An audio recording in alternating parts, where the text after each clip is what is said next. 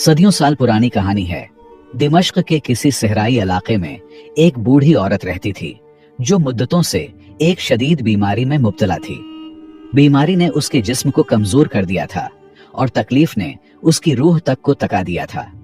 करीबी तमाम हकीमों ने कोशिश की मगर सब बेबस हो गए। सिर्फ एक ही हकीम था जो उसकी बीमारी का इलाज कर सकता था, मगर वो बहुत दूर बगदाद के एक मशहूर शहर में रहता था। वहां तक पहुंचना निहायत मुश्किल था, खास तौर पर एक बीमार और गरीब औरत के लिए। इस जमाने में अगर आप समझना चाहें तो यूं समझें कि जैसे कोई शख्स पाकिस्तान या इंडिया में किसी खतरनाक बीमारी में मुब्तला हो और उस बीमारी का वाहिद माहिर डॉक्टर सिर्फ अमेरिका में हो। एक गरीब इंसान के लिए फासला, खर्चा, वीजा सब कुछ नामुमकिनात में शुमार होता है। उसी तरह उस जमाने में भी बगदाद जाना एक ख्वाब से कम न था। उस बूढ़ी औरत का अल्लाह पर ईमान इतना मजबूत था कि वो हर हाल में यही कहती, अल्लाह ही मेरा निगहबान है।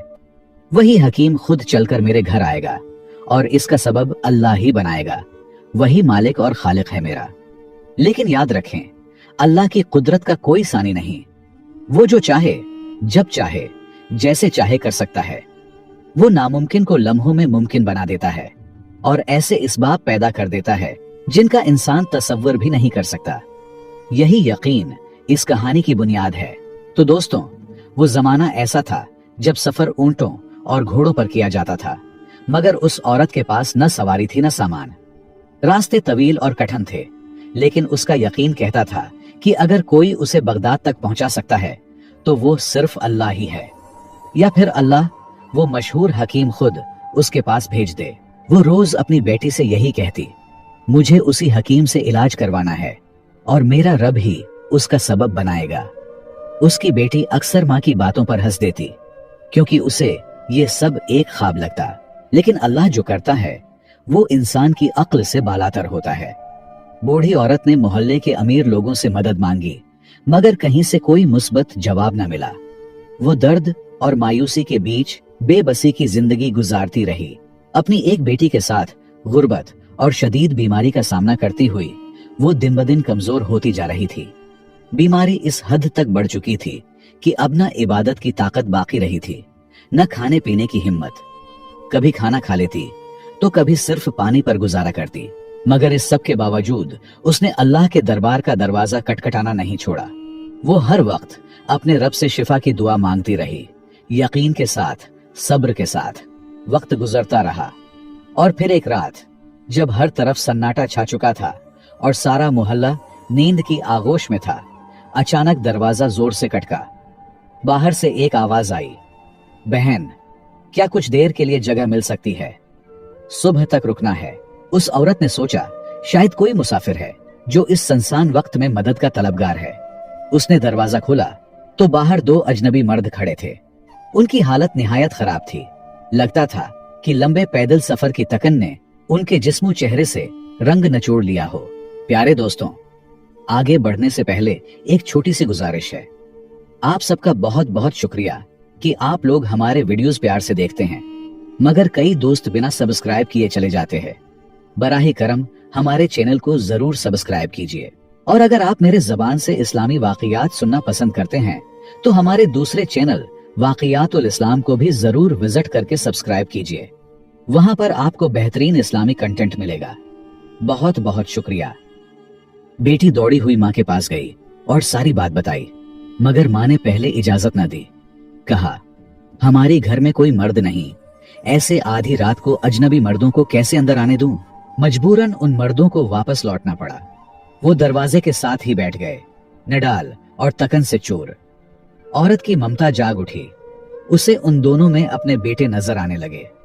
दिल भर आया और उसने बेटी से कहा, बेटा, उन्हें अंदर बुला लो, मगर दूसरे कमरे में रखो। खाने पीने का इंतजाम भी वहीं कर दो। ज्यादा बातचीत से गुरेज करना।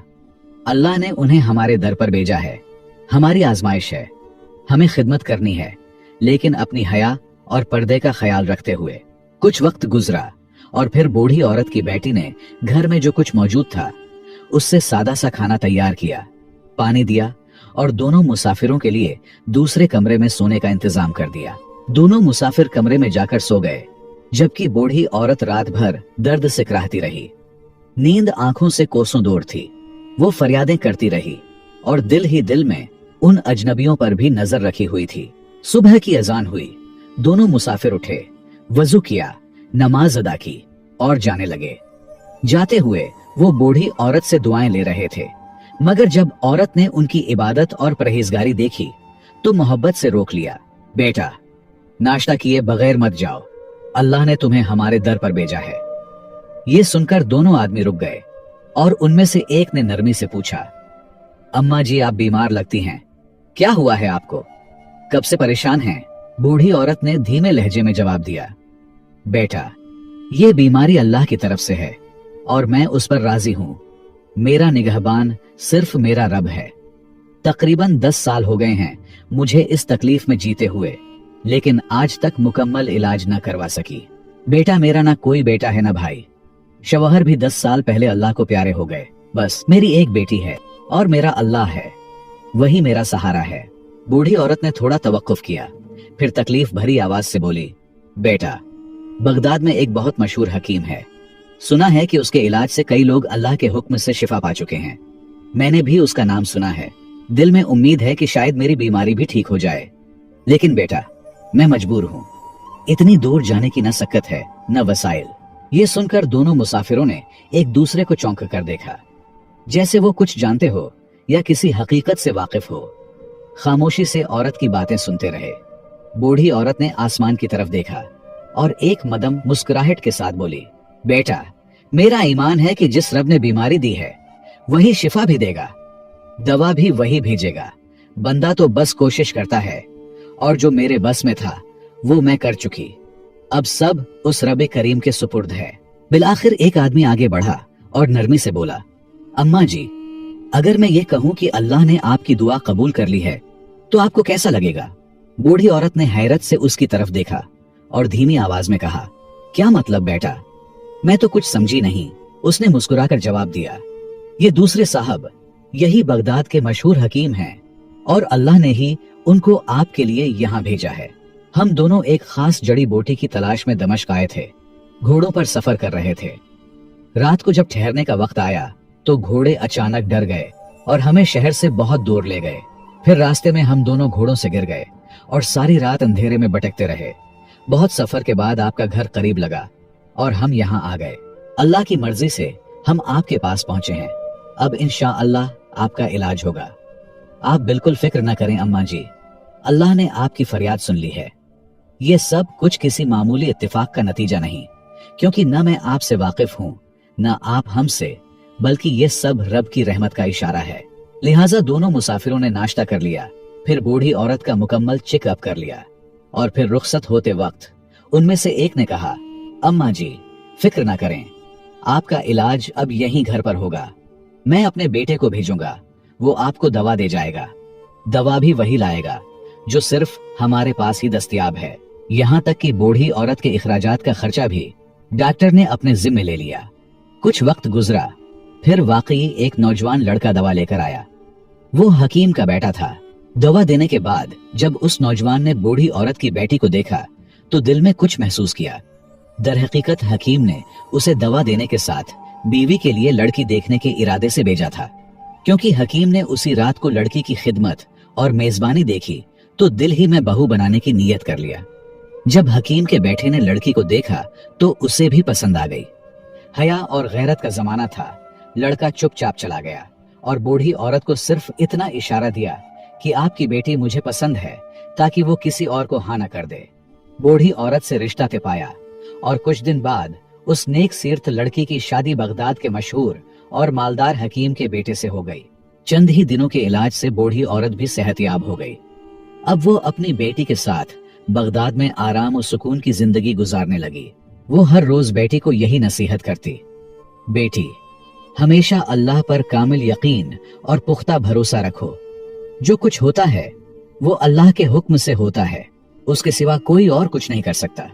जब भी किसी से उम्मीद लगे तो दिल से अल्लाह के दरबार में रो लो, वो सब कुछ सुनने वाला है। मैं एक बेबस, बीमार, गरीब बूढ़ी औरत थी, किसी काबिल न थी, लेकिन अल्लाह ने मुझे इज्जत दी, सेहत दी और खुशी अता की। क्योंकि वो इखलास देखता है।